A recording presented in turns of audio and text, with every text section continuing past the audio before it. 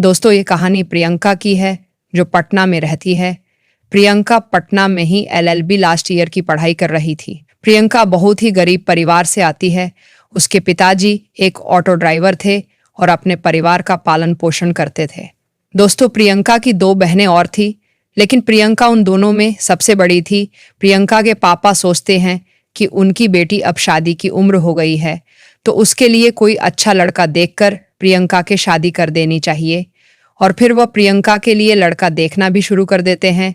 कुछ समय के बाद प्रियंका के मामा उसके लिए एक लड़का देख लेते हैं और प्रियंका के पापा से बताते हैं कि लड़का अच्छा है, एक सरकारी टीचर है और सरकारी स्कूल में पढ़ाता है। दोस्तों, उस लड़के का नाम सोनू होता है। अब प्रियंका के पापा सोनू की फैमिली से मिलकर बात करते हैं और प्रियंका का रिश्ता सोनू के साथ पक्का कर देते हैं। लेकिन दोस्तों, इस शादी में एक दिक्कत बहुत ज्यादा बाधा डाल रही थी और वो प्रॉब्लम ये थी कि दहेज में लड़के वाले 4 पहिया गाड़ी मांग रहे थे और गाड़ी भी उन्हें सिंपल नहीं बल्कि 25-30 लाख वाली बड़ी 4 व्हीलर थी। लेकिन दोस्तों, प्रियंका के पापा इतने अमीर नहीं थे। वो तो एक साधारण से ऑटो चालक थे। उनके पास इतना पैसा नहीं था। वो इतनी बड़ी गाड़ी या इतना ज्यादा कैश कहां से दे पाते।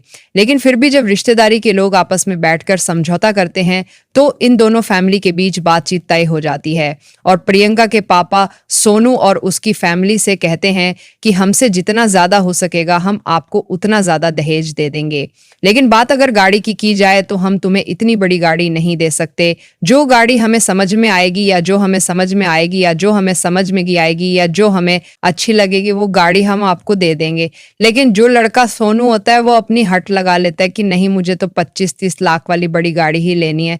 लेकिन दोस्तों, सोनू इस रिश्ते को छोड़ना भी नहीं चाहता था, क्योंकि प्रियंका देखने में बेहद खूबसूरत थी और वह पढ़ाई भी कर रही थी। इसी साल उसका एलएलबी का फाइनल ईयर था और वह जज बनने के लिए पेपर की तैयारी भी कर रही थी और कुछ टाइम के बाद वह जज बन भी जाती और अगर जज नहीं भी बन पाई तो एक काबिल वकील तो पक्का बन ही जाती। इसी वजह से सोनू की फैमिली भी सोचती है कि प्रियंका पढ़ाई लिखाई में बहुत अच्छी है, तो थोड़ी बहुत ऊपर नीचे करके बस ये शादी को कर लिया जाए। अब सोनू के माता पिता प्रियंका के माता पिता से बातचीत करते हैं और कहते हैं कि चलो ठीक है, जो कुछ भी आपसे बन पाए आप लोग दहेज में दे देना, हमें कोई नाराजगी नहीं है इस बात से। और दोस्तों, अब सोनू और प्रियंका की शादी की तारीख बिल्कुल तय कर दी जाती है। दोस्तों, जैसे जैसे शादी के दिन करीब आने लगते हैं तो प्रियंका के पापा की टेंशन बढ़ने लगती है। वो बहुत ज्यादा स्ट्रेस से गुजरने लगे थे, क्योंकि दोस्तों वो एक साधारण से ऑटो रिक्शा चालक थे। दिन भर रिक्शा चलाने के बाद सिर्फ घर के खर्च के लिए ही कुछ पैसे जुड़ पाते थे। अब वह इतना पैसा कहाँ से लाए जिससे दहेज का सामान खरीदा जा सके और लड़के के लिए 25-30 लाख की गाड़ी खरीद पाए। प्रियंका के पापा के पास थोड़ी सी खेती की जमीन भी थी जिसमें वह अनाज वगैरह पैदा करते थे और अपने खाने के लिए अनाज उगाते अपना जीवन यापन करते थे। दोस्तों, प्रियंका के पापा को अब कोई दूसरा रास्ता दिखाई नहीं देता। वह अपनी इस जमीन को एक बनिए के पास गिरवी रख देते हैं और कुछ पैसा वो उस बनिए से ले लेते हैं और सोनू को दहेज देने के लिए सामान खरीदना शुरू कर देते हैं। और इसी पैसे से वो 8 लाख की एक 4 व्हीलर कार भी खरीद लेते हैं, जो कि तो इतना दहेज तो कोई भी आराम से दे देगा। और अगर प्रियंका की शादी इस घर में हो जाती है तो हमारी बेटी इस घर में बहुत खुशहाल जिंदगी बिताएगी। ये सब बातें ही उनके दिमाग में चल रही थी, इसलिए वो अपनी पुश्तैनी जमीन को गिरवी रखकर अपनी बेटी प्रियंका की शादी सोनू से तय कर देते हैं। दोस्तों, प्रियंका अपने पापा को बहुत समझाती है और बोलती है कि पापा, आपको क्या जरूरत है इतना दहेज देने की और ऐसे लड़के से मेरी शादी कराने की जिससे हम सबकी जिंदगी दामत पे लग जाएगी ना, तो इसके बाद हमारे पास जमीन रहेगी ना, खाने के लिए अनाज उगा पाएंगे। पापा, मैं शादी नहीं करना चाहती हूँ, आप कोई और लड़का देख लीजिए, मैं किसी और से शादी कर लूंगी।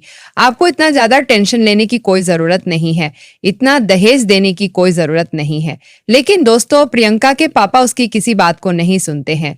दोस्तों, आमतौर पे कोई भी माँ बाप यही चाहेंगे कि उनकी बेटी की शादी जहां कहीं भी हो, बस वो हंसी खुशी रहे। इसके बाद शादी की तैयारी बड़े ही धूमधाम से शुरू हो जाती है और विवाह का दिन भी नजदीक आने लगता है और फिर सोनू बहुत ही धूमधाम से बारात लेकर प्रियंका के घर पहुंच जाता है। दोस्तों, सभी कुछ कुशल मंगल बीत गया था, लेकिन जब जयमाला का समय आता है तो सोनू प्रियंका के पापा से बोलता है कि मेरे दहेज का जो भी सामान आपने खरीदा है एक बार वो सभी सामान हमें दिखा दीजिए, हम देखना चाहते हैं। अब प्रियंका के पापा दहेज का सभी सामान सोनू के माता पिता और सभी बारातियों को दिखाने लगते हैं।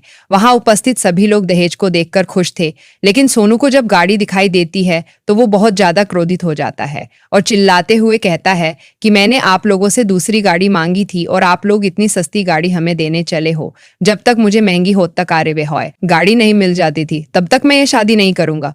अब दोस्तों हालात वहां बिगड़ने लगे थे। शादी का पूरा माहौल बना हुआ था। सैकड़ों की तादाद में लोग वहां जमा हुए थे शादी को अटेंड करने के लिए। अब दूल्हे की ये बात सुनकर सभी लोग हैरान हो जाते हैं और प्रियंका के पापा सोनू से हाथ जोड़ते हुए विनती करते हैं कि बेटा, मैं जितना भी कर सकता था मैंने आपके लिए किया है और बात सिर्फ एक गाड़ी की नहीं है। आप मेरी बेटी को भी तो देखी, वो बहुत पढ़ी लिखी और काबिल लड़की है और भगवान ने चाहा तो बहुत जल्द ही एक जज बन जाएगी, या भगवान ने चाहा तो बहुत जल्द ही एक जज बन जाएगी, या कि बेटी को भी तो देखी, वो बहुत पढ़ी लिखी, जज नहीं भी बनी तो एक अच्छा वकील तो पक्का बन ही जाएगी। उसकी तरफ भी तो आप गौर कीजिए। लेकिन सोनू प्रियंका के पापा की किसी बात पर ध्यान नहीं देता और इतने में ही सभी रिश्तेदार पास ही इकट्ठा हो जाते हैं और सभी लोग सोनू के मम्मी पापा को समझाते हुए कहते हैं कि ऐसा मत कीजिए, अपने बेटे को शांत करिए और इज्जत के साथ ये शादी कर लीजिए। काफी अच्छे लोग हैं बेचारे। अब सोनू के मम्मी पापा सोनू को बहुत समझाने की कोशिश करते हैं, लेकिन सोनू किसी की कोई बात नहीं सुनता। वह अपनी जिद से पीछे हटने का नाम ही नहीं लेता। सोनू के पापा उसे समझाते हुए कहते हैं कि बेटा, जो कुछ भी इन्होंने दे दिया है बस ठीक है, अपने दो में इसमें इतना नाराज होने की चिंता करने की कोई जरूरत नहीं है। लड़की बहुत अच्छी है, तुम आराम से शादी कर लो। लेकिन दोस्तों सोनू का गुस्सा उसके दिमाग पर हावी हो चुका था। वह किसी की नहीं सुनता है और प्रियंका के पापा को 3-4 थप्पड़ मार देता है। इतना सब कुछ होने के बाद भी प्रियंका के पापा सोनू के पैरों में गिरकर उससे विनती करते हैं कि आप ये शादी कर लीजिए, मेरी बेटी की जिंदगी खराब हो जाएगी। इसमें उसकी कोई गलती नहीं है। रही बात गाड़ी की, तो मैं कुछ दिनों में और पैसों का बंदोबस्त करके आपको पैसे दे दूंगा। फिलहाल आप यह दहेज स्वीकार कर लीजिए और ये शादी कर ली। तभी प्रियंका को उसकी दोस्त बताती है कि सोनू ने तुम्हारे पापा को थप्पड़ मारे हैं बड़ी गाड़ी ना देने की वजह से। दोस्तों प्रियंका को जब ये बात पता चलती है तो वो बहुत ज्यादा परेशान हो जाती है। प्रियंका एक कमरे में सज सवर कर दुल्हन के रूप में बैठी हुई थी और वो जयमाला में जाने के लिए इंतजार कर रही थी कि थोड़ी देर बाद ही वो जयमाला के लिए जाएगी और अपने होने वाले पति को वरमाला डालेगी। लेकिन जब उसको ये बात पता चली कि सोनू ने उसके पापा पर हाथ उठाया है, तब प्रियंका भागी दौड़ी अपने पापा के पास जाती और देखती है कि सोनू ने सिर्फ एक गाड़ी को लेकर ये इतना बड़ा हंगामा खड़ा कर दिया है। अब प्रियंका सोनू से बहुत ज्यादा नाराज हो जाती है और गुस्से में वह सोनू से कहती है कि तुम जैसे लालची कमीने इंसान से मैं कभी शादी कर ही नहीं सकती, चाहे इसके लिए मुझे किसी भी हद तक जाना पड़े। दोस्तों प्रियंका अपने पापा से भी कहती है कि पापा, मैंने तो आपको पहले ही बहुत मना किया था कि जो इंसान हमसे इतना ज्यादा दहेज लेकर शादी कर रहा है उसका क्या भरोसा है कि वो आगे जिंदगी में मुझे खुश रख पाएगा भी या नहीं, क्योंकि इन्हें सिर्फ दौलत से मोहब्बत है। जरा सोचिए कि अगर ये शादी हो जाती है और मैं अपने ससुराल चली जाती हूँ तो ये मेरा पति मुझे हमेशा बात बात पर जलील करेगा, मेरे साथ मारपीट करेगा और दहेज की वजह से मुझे सताएगा। इस तरह के नीच लड़के से शादी करने से बेहतर है कि मैं अकेले अपनी जिंदगी गुजार दूं। दोस्तों ये सब बातें सुनकर वहां मौजूद सभी लोग परेशान हो जाते हैं। अब किसी को कुछ समझ नहीं आता कि आखिर करें तो क्या करें। लेकिन दोस्तों सोनू अभी भी अपनी जिद लगाए बैठा हुआ था कि जब तक मुझे बड़ी गाड़ी नहीं दी जाएगी मैं यह शादी हरगिज नहीं करूंगा। और होता भी कुछ ऐसा ही है। दोनों पक्षों में विवाद होते होते करीब रात के 12:00 बज चुके थे, लेकिन इस विवाद का कोई नतीजा सामने आने को तैयार ही नहीं था और आखिरकार सोनू अपनी बारात को वापस लेकर अपने घर चला जाता है। बारात को वापस लौटता देख प्रियंका की फैमिली वाले बहुत ज्यादा परेशान हो जाते हैं। उनकी आंखों से आंसू बहने लगते हैं क्योंकि दोस्तों प्रियंका के पापा ने बड़ी ही मुश्किलों से इन पैसों को इकट्ठा किया था और अब जब शादी होने वाला दिन आया तो लड़का बारात वापस कर अपने घर चला जाता है। यही सब बातें सोच सोचकर प्रियंका के परिवार वाले बहुत परेशान हो जाते हैं और प्रियंका भी अब बहुत टूट चुकी थी। उसको भी कुछ समझ नहीं आ रहा था कि अब करे तो क्या करे, क्योंकि जो खेती की जमीन उनके पास थी जिसमें वो अपने खाने के लिए अनाज चावल उगाते थे, उस जमीन को भी गिरवी रख दिया था और जो पैसा मिला था सभी पैसों से वो दहेज का सामान खरीद चुके थे और अब ये सामान किसी काम का भी नहीं था। उनका बहुत बड़ा नुकसान ये हो चुका था।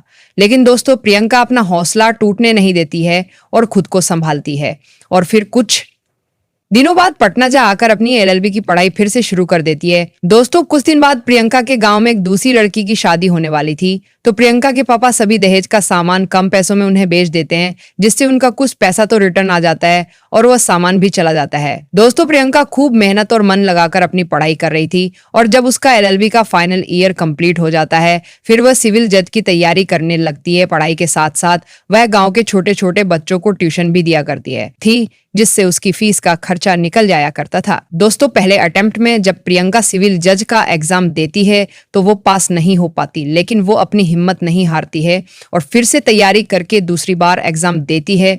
लेकिन दोस्तों, दूसरी बार भी उसकी किस्मत खराब ही रहती है और निराशा उसे हाथ लगती है, तो दोबारा से एग्जाम में फेल हो जाती है। लेकिन दोस्तों, वो फिर भी अपना हौसला बढ़ाए रखती है और तीसरी बार जब वो सिविल जज का एग्जाम देती है तो इस बार वो अच्छे अंकों से पास होती है। उसकी कड़ी मेहनत और भगवान की कृपा से वो सफल हो जाती है और फिर कुछ महीने बाद उसकी नियुक्ति सिविल जज के लिए हो जाती है। दोस्तों, जिस दिन प्रियंका का सिलेक्शन हुआ था उस दिन वो बहुत रोती है, अपने बीते पुराने दिनों को याद करते हुए, क्योंकि दोस्तों उसने अपनी जिंदगी में बहुत ज्यादा कठिनाई का सामना किया था। शायद उसने कभी सपने में भी नहीं सोचा था कि उसे अपने जीवन में इतनी ज्यादा जिल्लत झेलनी पड़ेगी, उसके पापा की इज्जत को तार तार किया जाएगा। आप शायद ही इस कहानी के द्वारा समझ पाए, लेकिन जिस व्यक्ति के जीवन में ऐसा द्वार आता है वो इस बात को अच्छे से समझ चुका होगा। दोस्तों, जब प्रियंका जज बन जाती है तो उसके घर वाले ईश्वर का लाख लाख शुक्र अदा करते हैं।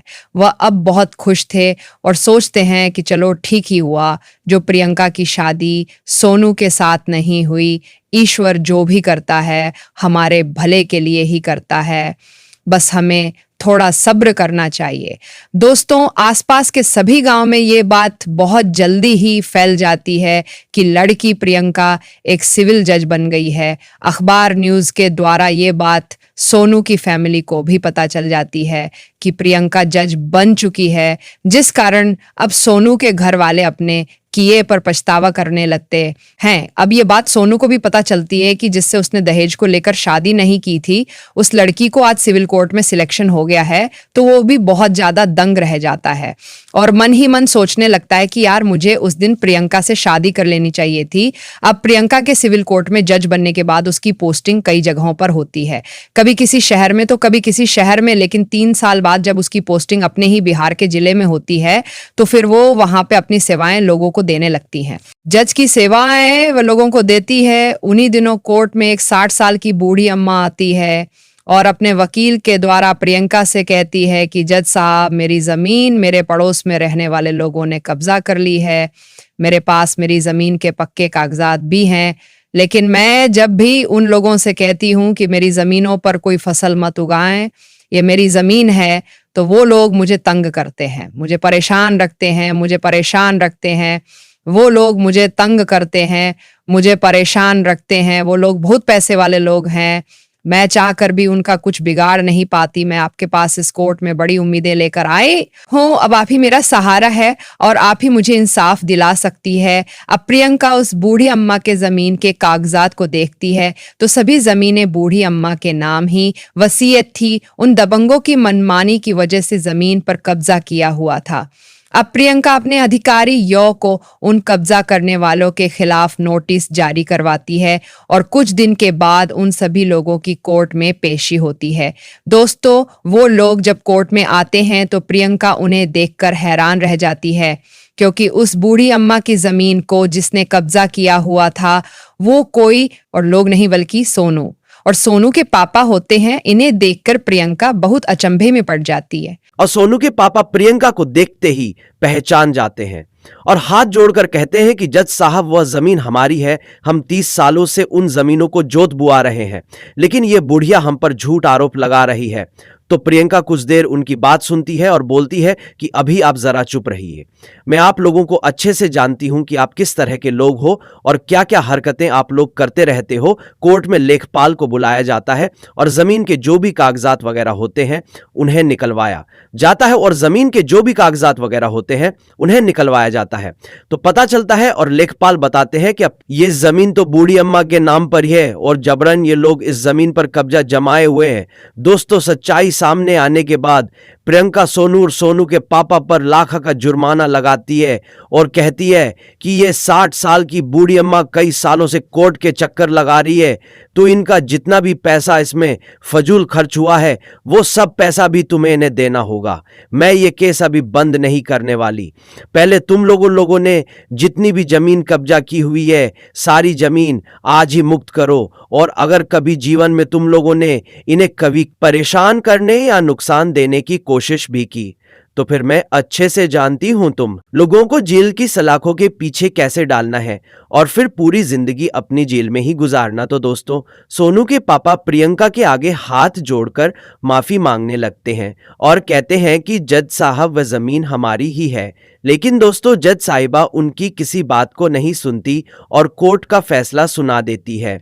सोनू और सोनू के पापा अभी हार नहीं मानते। वह अगले दिन ही प्रियंका के गांव में उसके घर पर पहुंच जाते हैं और बातचीत करते हुए कहते हैं कि प्लीज कैसे भी करके वह जमीन हमें वापस करा दो। आपको जितना भी पैसा चाहिए हम देने के लिए तैयार है। लेकिन प्रियंका उन्हें अपने घर से धक्का मारकर बाहर निकाल देती है और चेतावनी देते हुए कहती है कि आइंदा से हम हमारे गांव के आसपास भी दिखाई मत देना, वरना इसका अंजाम बहुत बुरा होएगा।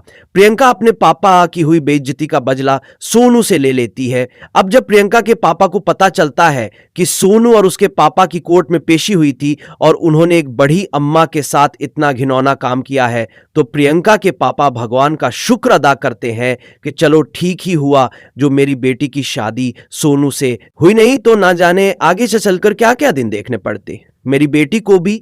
दोस्तों, प्रियंका के बारे में आपकी क्या राय है और दहेज को लेकर आपकी क्या सोच है? आजकल इस दहेज प्रथा को लोग बहुत ज्यादा बढ़ावा देने लगे हैं। सरकार को इस दहेज प्रथा पर रोक लगानी चाहिए या नहीं? कमेंट करके अवश्य बताइए। अगर आपको कहानी जरा भी पसंद आई हो तो प्लीज हमारे चैनल को सब्सक्राइब कर लीजिए और वीडियो को एक लाइक भी कर दीजिए। मिलते हैं एक नई कहानी के साथ, तब तक के लिए धन्यवाद। जय हिंद, जय भारत।